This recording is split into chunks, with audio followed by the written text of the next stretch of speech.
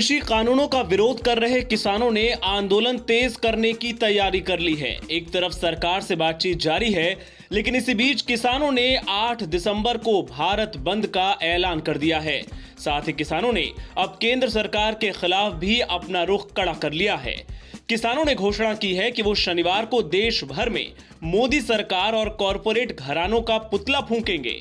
Singhu border पर press conference करने आए किसानों ने कहा कि कृषि कानूनों को वापस कराकर ही वो दम लेंगे। 8 दिसंबर को भारत बंद रहेगा, सभी टोल प्लाजा भी बंद करवाए जाएंगे। इसके साथ ही दिल्ली आने वाले सभी रास्तों को बंद कराया जाएगा।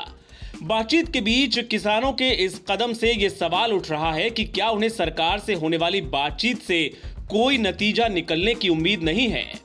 5 ਦਸੰਬਰ ਨੂੰ ਮੋਦੀ ਗਵਰਨਮੈਂਟ ਤੇ ਕਾਰਪੋਰੇਟ ਘਰਾਣਿਆਂ ਦਾ ਇਹ ਪੁਤਲੇ ਫੂਕੇ ਜਾਣਗੇ। ਸਾਰੇ ਇੰਡੀਆ ਦੇ ਵਿੱਚ 5 ਤਰੀਕ ਨੂੰ ਕਾਰਪੋਰੇਟ ਘਰਾਣੇ ਤੇ ਮੋਦੀ ਸਰਕਾਰ ਦੇ ਪੁਤਲੇ ਫੂਕੇ ਜਾਣਗੇ। 7 ਤਰੀਕ ਨੂੰ ਜਿੰਨੇ ਮੈਡਲ ਮਿਲੇ ਆ ਜਿਨ੍ਹਾਂ ਵੀ ਵੀਰਾਂ ਨੂੰ ਉਹ ਆਪਦੇ ਮੈਡਲ ਜਿਹੜੇ ਆ ਉਹ ਵਾਪਸ ਕਰਨਗੇ।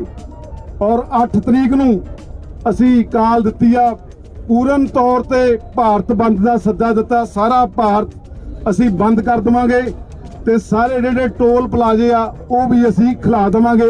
ਇਹ ਅਸੀਂ ਅੱਜ ਜਿਹੜੀਆਂ ਕਾਲਾਂ ਦੇ ਕੇ ਆਏ ਹਾਂ, ਜਿਹੜੇ ਟੋਲ ਪਲਾਜ਼ੇ ਆ ਫ੍ਰੀ ਕਰ ਦਵਾਂਗੇ ਸਾਰੇ। ਜਿਵੇਂ ਪੰਜਾਬ ਦੇ ਵਿੱਚ ਫ੍ਰੀ ਨੇ, ਇਸ ਤਰ੍ਹਾਂ ਅਸੀਂ ਇੰਡੀਆ ਦੇ ਵਿੱਚ ਵੀ ਸਾਰੇ ਉਹ ਫ੍ਰੀ ਕਰਨ ਜਾ ਰਹੇ ਹਾਂ ਇੱਕ ਦਿਨ ਲਈ। ਤੇ ਉਸ ਤੋਂ ਬਾਅਦ ਜਿਹੜੀ ਸਾਡੀ ਲੰਮੀ ਤਿਆਰੀ ਆ, ਸਾਡੇ ਕੋਲ ਪੂਰੀ ਸਪੋਰਟ ਸਾਰੇ ਸੂਬਿਆਂ ਤੋਂ ਆ ਰਹੀ ਆ। ਸਾਰੇ ਜਿਵੇਂ 2 ਹੀ ਰਸਤੇ ਜਿਹੜੇ ਨੇ ਯੂਪੀ ਦੇ ਵੀ ਬੰਦ ਹੋ ਚੁੱਕੇ ਨੇ, ਉੱਪਰਲਾ ਪੁਲ ਵੀ ਬੰਦ ਕਰਤਾ, ਅੱਜ ਥੱਲੇ ਵਾਲਾ ਪੁਲ ਵੀ ਬੰਦ ਕਰ ਦਿੱਤਾ। ਆਉਣ ਵਾਲੇ ਦਿਨਾਂ 'ਚ ਅਸੀਂ ਜਿਹੜੀ ਦਿੱਲੀ ਦੀ ਪੂਰਨ ਤੌਰ ਤੇ ਜਿਹੜੀ ਨਾਕਾਬੰਦੀ ਆ, ਜਿਹੜੀਆਂ 2 ਸੜਕਾਂ ਬਚਦੀਆਂ ਨੇ, ਅਸੀਂ ਤਿਆਰੀ ਕਰ ਲਈ 8 ਤਰੀਕ ਤੱਕ। ਉਹ ਵੀ ਪੂਰੀ ਕੋਸ਼ਿਸ਼ ਕਰਾਂਗੇ ਤੇ ਉਹ ਪੂਰੇ ਤੌਰ ਤੇ ਜਿਹੜੇ ਨੇ ਨਾਕੇ ਬੰਦ ਕਰ ਦਿੱਤੇ ਜਾਣਗੇ। कृषि बिल के खिलाफ किसानों का आंदोलन जारी है। दिल्ली बॉर्डर पर डटे किसान अपनी मांगों पर अड़े हुए हैं और उनके समर्थन में बॉलीवुड जगत से लेकर विदेशों तक से आवाजें उठ रही हैं। ऐसे में हरियाणा के करनाल में एक दूल्हा इस आंदोलन को समर्थन देने के लिए ट्रैक्टर पर बारात लेकर आया।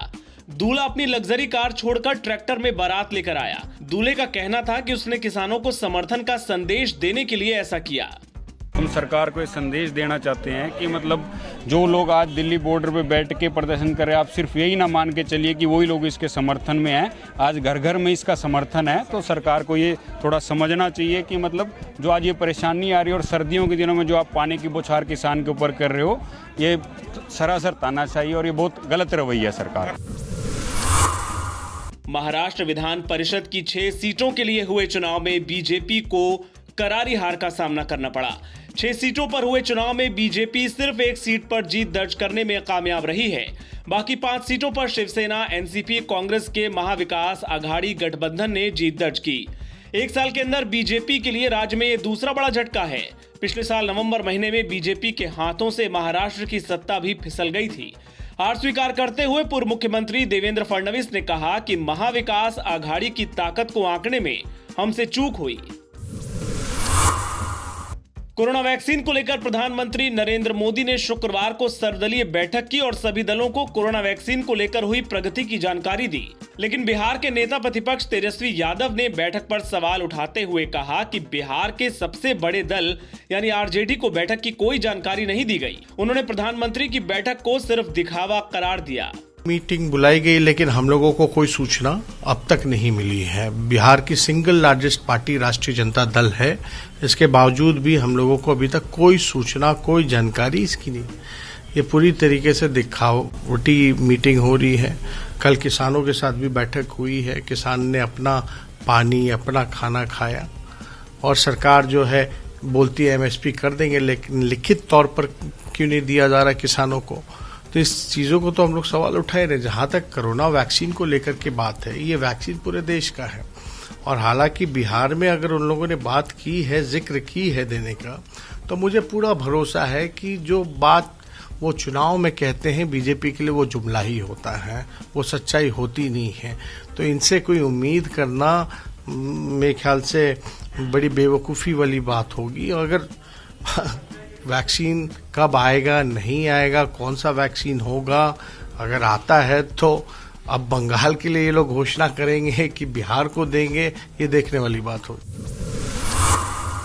दिल्ली में कोरोना पर कुछ राहत की खबर है। स्वास्थ्य मंत्री सत्येंद्र जैन ने बताया है कि राजधानी में कोरोना का पॉजिटिविटी रेट अब 5% से भी कम हो गया है, जो 15 से 20 दिन पहले 15% तक था। उन्होंने बताया कि आज दिल्ली में 12,000 से ज्यादा बेड खाली पड़े हैं और 2013 आईसीयू के बेड अभी खाली हैं। कल दिल्ली में 3,734 3,734 पॉजिटिव केसेस मिले। 75,000 से ज़्यादा टेस्ट किए गए 75,000 से, और जो पॉजिटिविटी है 5% से कम हो गई है 4.96। और हम कह सकते हैं कि भाई 5% की आशा कर रहे थे कि 5 से नीचे आ जाए, तो परसों भी 5 से नीचे थी और कल भी 5 से नीचे थी। ये काफ़ी अच्छा साइन है। एक चीज़ और साथ साथ बता दूँ मैं आपको कि आज दिल्ली के अंदर जो बेड ऑक्यूपेंसी है, कोई भी अपने ऐप पे देख सकता है। दिल्ली सरकार का लाइव ऐप है, कोई भी इसमें चेक कर सकता है। तो इस लाइव ऐप के हिसाब से 12,000 से ज़्यादा बेड वेकेंट हैं। 18,700 टोटल बेड हैं, जिसमें से 6,658 बेड ऑक्यूपाइड हैं, यानी 65% से भी ज़्यादा बेड अभी इस टाइम खाली हैं। साथ ही साथ जो आईसीयू है, आईसीयू में कुल बेड 5,000 से ज़्यादा हैं, 5,029 बेड हैं, जिसमें से 2,013 बेड यानी 40% से ज़्यादा बेड अभी इस टाइम वेकेंट हैं। तो इस टाइम सिचुएशन लगता है धीरे धीरे बेटर होती जा रही है, और ये काफ़ी राहत की बात है कि कोविड का जो प्रकोप है अब वो कम हो रहा है। और हमने पहले भी कहा था कि भाई 7 नवंबर को हमें लगा था कि जो थर्ड वेव था उसका पीक था 7 नवंबर को, उसके बाद से लगातार गिरावट आ रही है और अब ये 5% से नीचे आ चुका है। तो पहली बार देखा गया इस पूरे कोविड टाइम पे कि 5% के नीचे आया। WHO का स्टैंडर्ड भी है कि अगर इसके नीचे आता है तो सुरक्षित माना जाए। हाँ जी, बार बार कहा जाता है कि 8% तक भी होता है, परंतु 5 आ जाए तो 5 को काफ़ी ठीक मानते हैं। तो 5 से नीचे अब देखते हैं लगातार कितने दिन 5 से नीचे रहता है। अगर लगातार 7 दिन रहता है तो विल बी मच कंफर्टेबल। अभी 2 दिन हुए हैं और 5 दिन तक रह जाएगा तो बहुत अच्छी बात है। देखो 15 से घटते घटते 5 पे आया है, और वो भी बहुत 15-20 दिन के अंदर।